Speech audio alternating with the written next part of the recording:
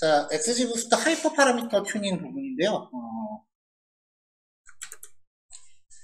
일단은 랜더마이즈 서치 CV를 이제 새롭게 임포트를 했어요.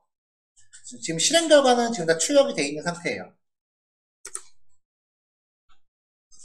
자, 데이터 가져오고 기본 데이터 처리까지 동일하게 들어갔고요. 자, 그 다음에 이제 하이퍼 파라미터 튜닝 쪽인데, 일단 기본적으로 고정값으로 들어가는 것들이 있었죠. 네.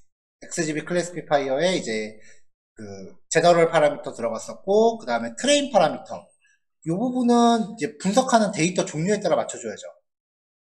그리고 얼리 스타핑 라운드 이제 10으로 걸었고요. 아까는 5라고 걸었는데 여기는 10이라고 걸었어요. 랜덤 스테이트 가가지고요.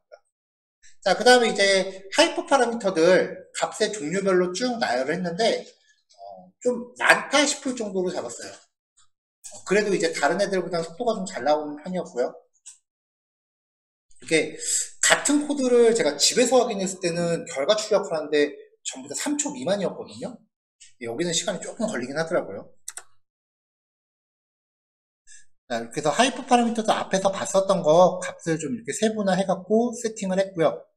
그 다음에 랜더마이즈 서치 CV 돌렸고요. 자, 여기서 이제 fit 할 때 우리가 손실 곡선을 확인하려면은 fit 함수에 이제 evalset이라고 해서 이제 들어가주고, 그리고 과정을 좀 출력해보고 싶으면은 verbose true, 출력 안 해보고 싶으면은 false라고 주시면 되죠. 요 파라미터의 여부가 밑에 나오는 요 메시지 출력 여부예요.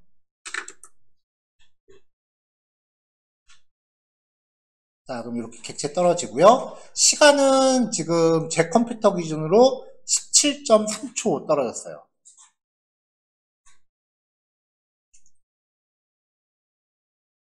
자, 랜더마이즈 서치 CV에서 결과 표로 이제 구성을 해봤고요.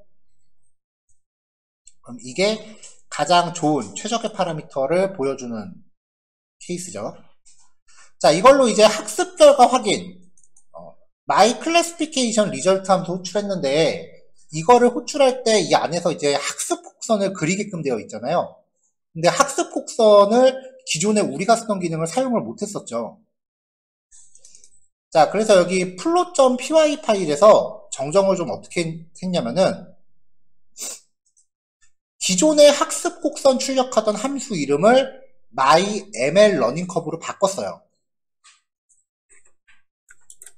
그럼 우리가 이제 분류 분석 이제 모듈 기능에서 myRunningCurve 라고 호출하고 있던 게 갑자기 얘가 이름이 바뀌어버렸으니까 얘는 호출할 대상이 없어진 거죠. 자, 그 상태에서 myLossCurve라고 해서 손실 함수를, 손실 곡선을 그리는 기능을 이제 분류기 받고 기타 파라미터 받아서 아까 우리 하나하나 봤었던 거 있죠? 그거를 이제 코드로 옮겨서 여기다 쭉 이렇게 구현을 해놨어요. 여기 콜백 잡아놓은 거는 제목 하나 걸어주려고 한 거예요.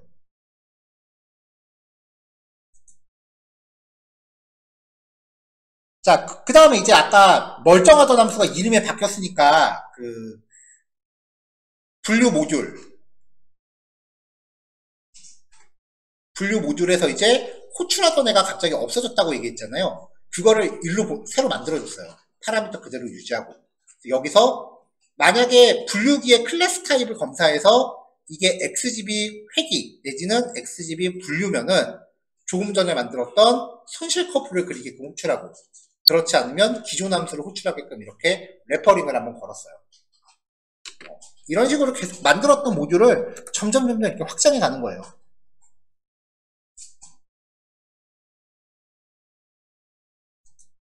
자, 그럼 이제 여기서 이제 호출했을 때 성능평가 튀어나오고 혼돈이 나오고, 그리고 클래시피케이션 함수 쪽에 my classification 여기 보면은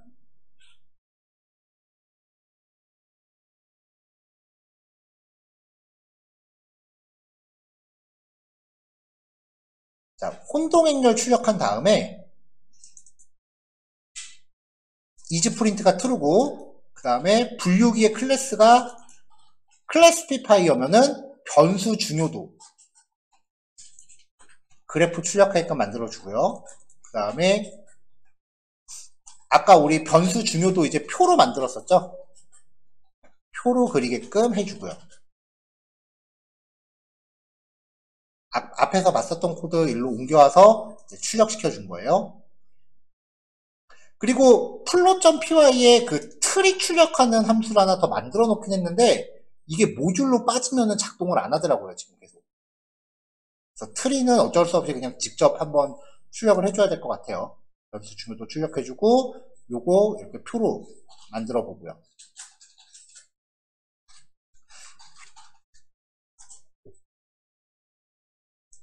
자, ROC 커브 나오고요. 하이퍼 파라미터 튜닝이 잘 돼서 데이터를 이제 95%가량 설명할 수 있는 변수들을 추려라라고 하면은 마지막에 2개 변수는 이제 버려도 되는, 그렇게 이제 정리가 됐고요.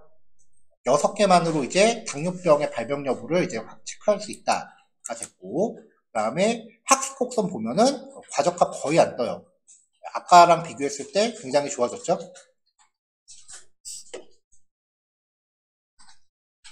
자, 이렇게 해서 이제 하이퍼 파라미터 튜닝하는 걸 봤으니까 마지막으로 my xgb classification이라고 만들었고요. 여기서 하이퍼 파라미터를 정의하기 위해서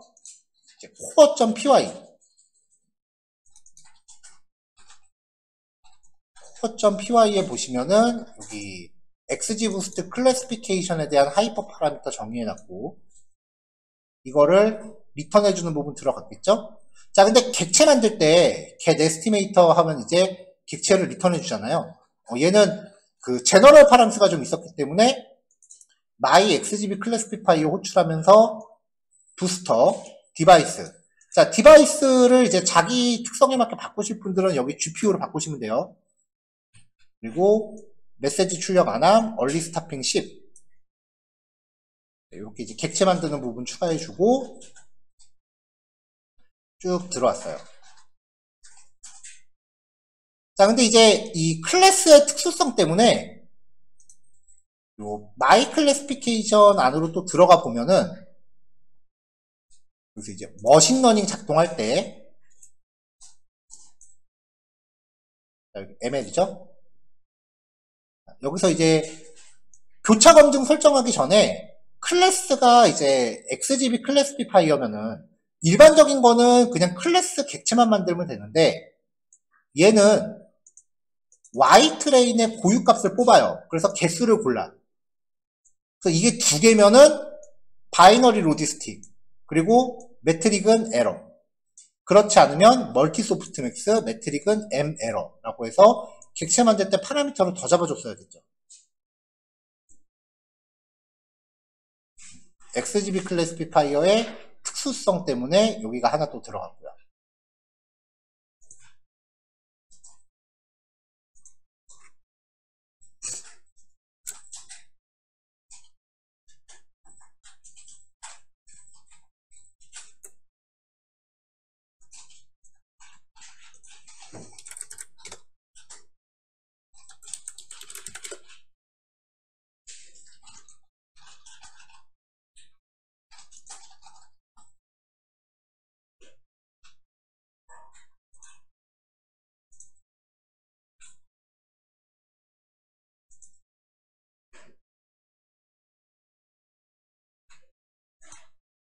자, 이렇게 해서 이제 XG 부스트까지 이제 모듈에다 넣습니다. 그래서 my XGB classification이라고 호출하면은 이제 얘가 알아서 하이퍼 파라미터 튜닝해서 결과를 만들어내고 그 다음에 결과 출력까지 일괄적으로 하도록 이렇게 이제 마무리를 해놨어요.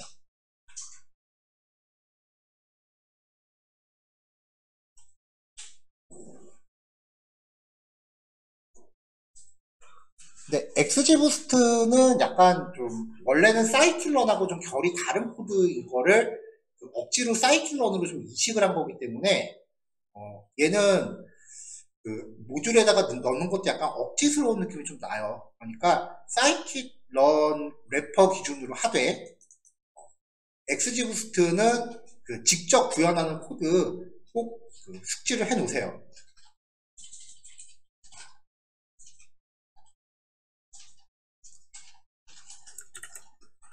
불과 한 2, 3년 전까지만 하면 2, 3년 전까지 기준으로 했을 때 제가 체감하기에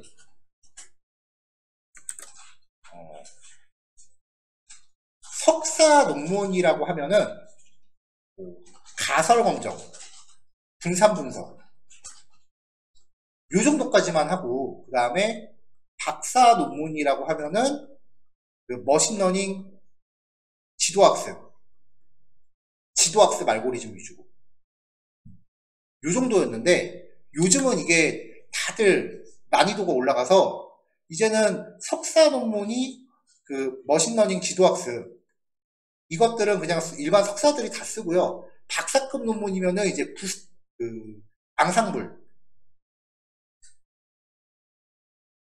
앙상블 정도는 이제 다들 다루는 수준이 됐더라고요.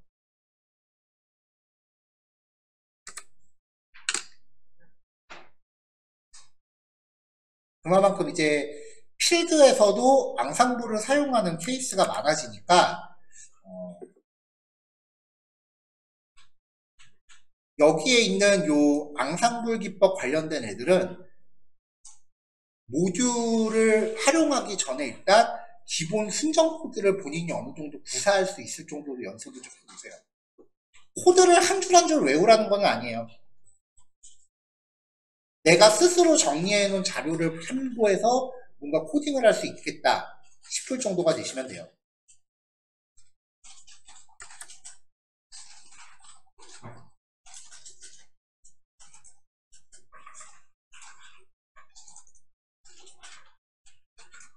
자, 뭐 준비하기로는 이제 XGBoost 헤비 코드까지 같이 지금 준비가 되어 있는 상태인데 이게 평소에 오전에 3시간 수업하고 오후가 이제 5시간인가 4시간인가 그렇잖아요.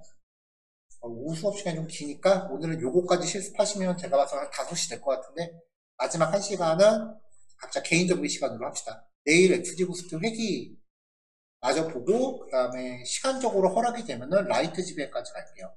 원래 내일 다 끝내는 게 목표인데 하루 정도는 조금 렉이 걸릴 수도 있을 것 같아요.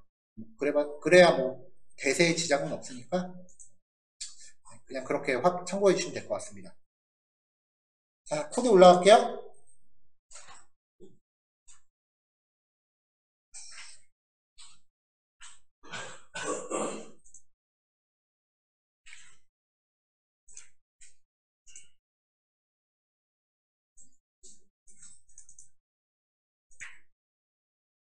자, 이게 지금 지훈님 깃허브죠? 네. 여기에서 제 거 포크 떠온 게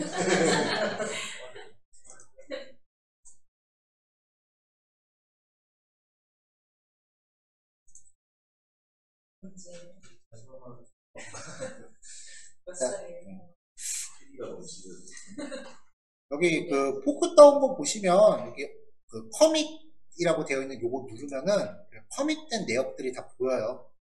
여기에서 커밋된 내역을 클릭해서 들어가면은 모듈들 같은 경우에 코드가 어디가 변경이 됐는지 히스토리가 다 이렇게 확인이 돼요. 필요하시면 이제 요걸 보시면서 변경 이력을 체크하시면서 이제 어떻게 발전되고 있는지 그런 것들 확인하셔도 될 것 같고요.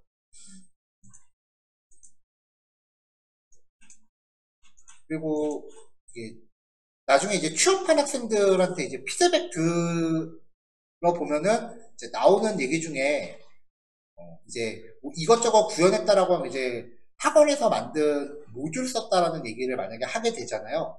그러면 그 모듈 안에 코드 내용 물어보는 경우 되게 많았어요. 면접 본 친구들 중에. 만약에 그 안에 내용을 제대로 파악하고 있지 않으면은 그냥 강사가 준 거 그냥 갖다 쓴 거밖에 안 되잖아요. 모듈을 직접 구현할 수 있어야 된다는 얘기는 아니에요. 근데 그 모듈이 어떤 일을 하고 있는지 어떤 구조인지는 본인들이 설명할 수 있어야 돼요. 완성된 코드를 추적해갖고 그런 식으로 이제 내가 그 내부 구조를 뜯어보는 거를 이제 리버스 엔지니어링이라고 하거든요. 안에 내용들은 본인들이 설명할 수 있어야 돼요.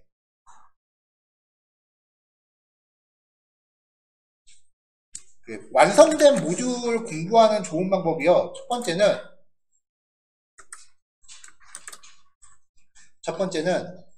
각 흉마다 주석으로 어떤 동작을 하는지 동작을 설명을 적으세요.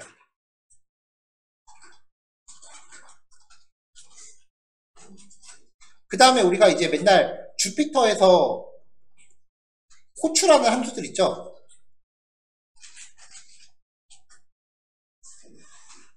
그러면은 이 함수가 내부적으로 어떤 함수를 호출하고 얘는 내부적으로 어떤 함수를 호출하고 뭐 이런 식으로 내부적으로 어떻게 호출이 되는지 이 호출의 연쇄 반응을 도표화시켜 놓으세요. 이거를 호출 스택 추적한다라고 얘기를 해요. 이걸 호출 스택이라고 불러요. 이 두 가지는 본인들이 설명할 수 있어야 돼요. 안 그러면은 그냥 강사가 준 코드 받아 먹은 것밖에 안 돼요. 만약에 그 취업하려는 회사가 좀 코딩에 좀 비중을 두고 있는 회사라면 반드시 물어볼 거예요, 진짜.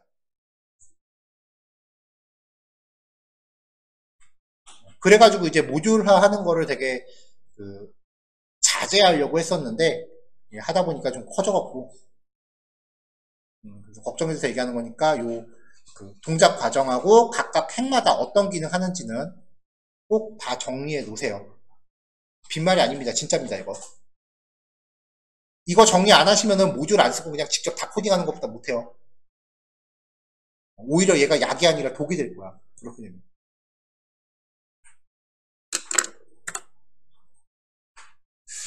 자, 여기까지요.